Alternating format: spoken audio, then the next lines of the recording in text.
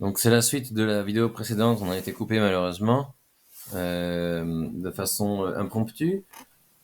Et voilà, ce que je voulais dire, c'est vous avez vu jusqu'où va le niveau d'hérésie. Tout ce qui est puni par la Torah comme peine capitale, cette jeune fille Flatbush nous dit qu'elle n'en a rien à faire et que la transgresse si elle a envie. Euh, et après, elle va faire de l'activisme pour, soi-disant, libérer des femmes de la prison du, du mariage, parce qu'elles n'arrivent pas à obtenir leur guette, parce que ce sont des voleuses et des kidnappeuses d'enfants. Et la question... I don't belong here. Why not? Because it's not a Yiddish. I am the daughter.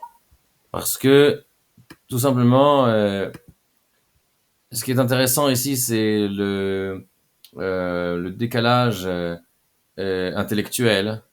C'est-à-dire que d'après sa propre logique, dans une situation pareille, il faut tout simplement n'en avoir rien à faire, que la femme, elle a sa propre clé de la liberté dans la main et qu'elle n'a qu'à rien avoir à faire de la halakha, de la loi juive, et se remarier sans attendre d'obtenir son guet, et que c'est stupide d'attendre d'obtenir son guet pour pouvoir se remarier.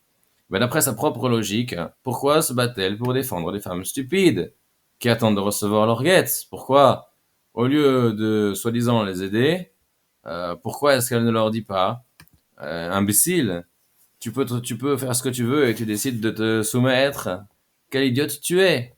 C'est ça qu'elle devrait dire à toutes ces femmes qui n'ont pas leur guette et qui pleurent. Elle devrait leur dire, vous êtes des imbéciles. Je rigole bien de vous.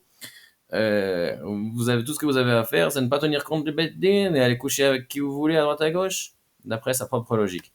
Évidemment que d'après la halakha, une femme doit obtenir son guette. Et il est vrai que dans l'ère dans laquelle l'on vit, il est difficile pour une femme d'obtenir un guet kasher.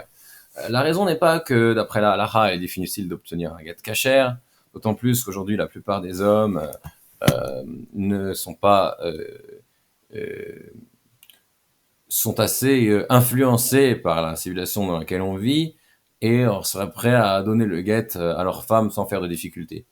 Mais il est difficile d'obtenir un guet une fois qu'on a abusé du système et qu'on a abusé des lois immorales des pays dans lesquels on vit, qui octroient à la femme tout sur un claquement de doigts et sur une vibration de lèvres, et qui ne se soucient pas des droits innés, des droits divins du mari, et qui le jettent à la rue comme un chien, comme une chaussette, une vieille chaussette, une feuille morte, ce que vous voulez. Et une fois qu'on a abusé du système, il devient pratiquement impossible d'obtenir un get kasher parce que cela implique de faire un retour en arrière, d'admettre ses erreurs et de les corriger. Or, d'une façon générale, et les gens qui ont commencé à emprunter un chemin refusent d'admettre leur erreur même si elle se présente à eux en plein visage et vont aller jusqu'à commettre erreur sur erreur pour justifier leur première décision. Ceci est d'autant plus vrai pour les femmes toxiques qui ont pris ce genre de décision à la base. Et encore plus vrai du fait qu'aujourd'hui, l'environnement, l'entourage de ces femmes-là va les convaincre qu'elles ont fait la bonne chose, qu'elles n'ont rien à se reprocher, qu'elles sont fortes et indépendantes, qu'elles sont merveilleuses, stunning and brave, et que c'est simplement l'homme qui a un problème et qu'il faut tout faire pour l'écraser et le détruire, et que c'est la seule solution. Donc elles ne vont pas réfléchir après entendre du fait qu'elles entendent des conseils pareils de tous les côtés. Elles ne vont jamais se remettre en question. Et quand on a posé plainte à la police contre son mari en vain, c'est difficile d'annuler la plainte. Quand on a profité d'une plainte, même si elle était justifiée, c'est difficile d'annuler le profit ce qui a été mis à profit de cette plainte. Lorsqu'on a obtenu aux tribunaux civils la garde des enfants ou bien une pension alimentaire, il est difficile d'aller faire annuler cela. C'est pas difficile au niveau administratif, c'est difficile au niveau du cœur, du mauvais penchant.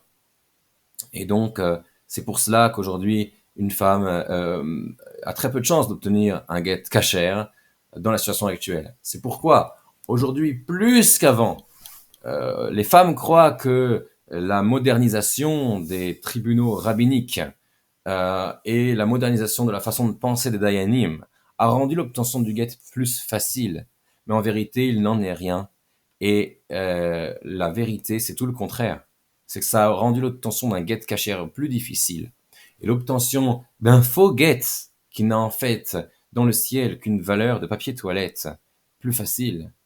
Mais tout cela dépend encore une fois, comme nous l'avons dit auparavant, de la volonté de vouloir être cachère aux yeux de Dieu. Et ici, je veux dire, il y a beaucoup de choses dans la Torah qui sont invisibles et qui dépendent uniquement de la foi, que Dieu voit tout et qu'il faut faire attention parce que si on n'a pas fait comme il faut, Dieu le saura et on va commettre une faute et Dieu va nous punir pour cette faute.